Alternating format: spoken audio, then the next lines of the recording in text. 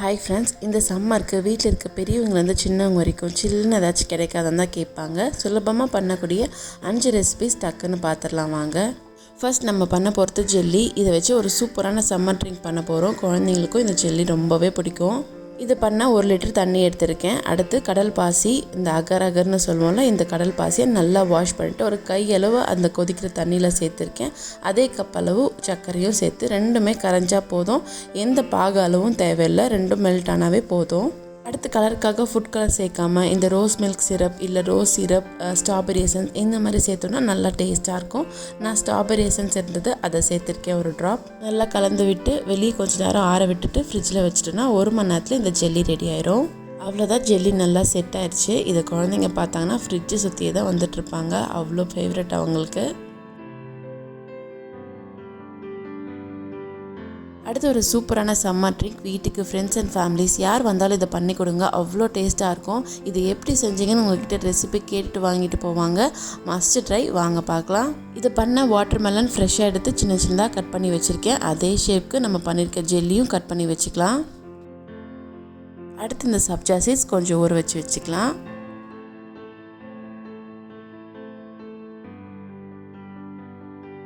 அடுத்து ஒரு பவுலில் பால் நல்லா காய வச்சு சில்லுன்னு எடுத்துக்கலாம். அது கூடவே ரோஸ் மில்க் சிரப் இல்லை ரோஸ் சிரப் எது இருந்தாலும் சேர்த்துக்கோங்க. நான் ஸ்ட்ராபெரி எசன்ஸ் எடுத்திருக்கேன். அதை நல்லா கலந்து விட்டு அது கூட நம்ம எடுத்து வச்சுருக்க பொருட்கள் வாட்டர்மெலன், ஜெல்லி, இந்த சப்ஜா சீட்ஸ் எல்லாமே மிக்ஸ் பண்ணிவிட்டு தேவையான சர்க்கரையும் சேர்த்துக்கோங்க.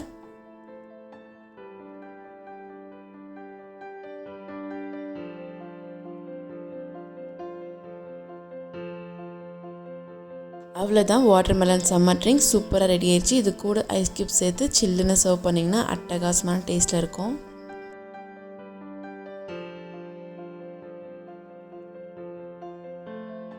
அடுத்து ஒரு சூப்பரான ஜெல்லி கேக். சில குழந்தைங்க ஃப்ரூட்ஸ் விரும்பி சாப்பிட மாட்டாங்க. அவங்களுக்கு இன்ட்ரெஸ்டிங்காக கொடுக்க இந்த ஜெல்லி கேக் ட்ரை பண்ணி பாருங்கள்.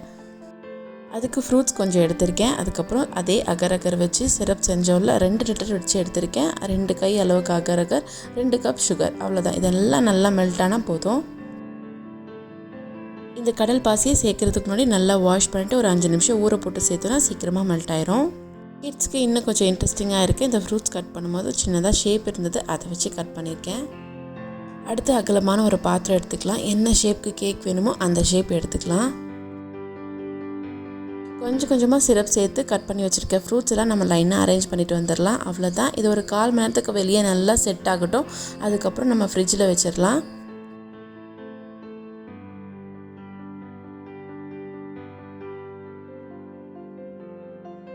கேக் சூப்பராக செட் ஆயிடுச்சு. இது ஒரு 2-3 மணி நேரத்துலேயே ரெடி ஆயிரும். அவ்வளோதான், சில்லுன்னு சர்வ் பண்ணி என்ஜாய் பண்ணலாம்.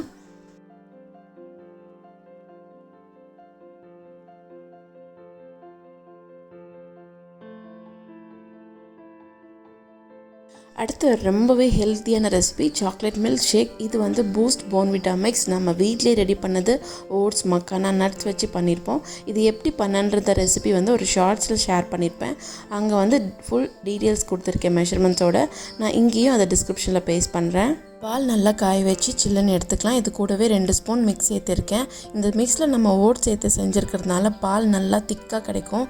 கடைகளில் குடிக்கிற மாதிரி கவின்ஸ் மில்க் ஷேக் எப்படி இருக்குமோ அதே டேஸ்ட்டில் தான் இருக்கும்.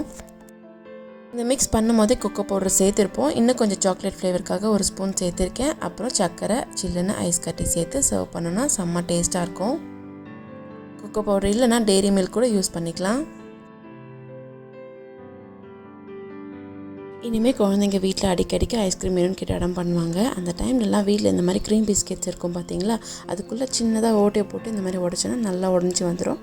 அது கூடவே கொஞ்சமாக காய்ச்சின பால் சேர்த்து ஒரு சின்ன ஐஸ் குச்சி வச்சு நல்லா மிக்ஸ் பண்ணி ஃப்ரிட்ஜில் வச்சிட்டோம்னா நல்லா செட் ஆகி வந்துடும். என் பொண்ணு ஃப்ரிட்ஜை சுற்றியே தான் வந்துட்டுருக்கா. அதை செட் ஆகவும் விடலை. சரி, எடுத்து சாப்பிட்டோன்னு விட்டாச்சு. இன்னும் கொஞ்சம் நேரம் விட்டுருந்தா நல்லா செட் ஆகிருக்கும். பாருங்கள், இப்போவே ஐஸ்கிரீம் ஷேப்புக்கு சூப்பராக வந்திருக்கு. அடுத்த வீடியோஸில் சிம்பிளாக பண்ணக்கூடிய ஐஸ்கிரீம் ரெசிபிஸ் கண்டிப்பாக ஷேர் பண்ணுறேன். இந்த வீடியோ உங்களுக்கு கண்டிப்பாக யூஸ்ஃபுல்லாக இருக்கும்னு நினைக்கிறேன். இந்த சம்மருக்கு சூப்பராக இந்த ரெசிபிஸ்லாம் செஞ்சு உங்கள் ஃபேமிலியோடு என்ஜாய் பண்ணுங்கள். தேங்க்யூ ஃபார் வாட்சிங். Keep supporting. அம்மாக்கு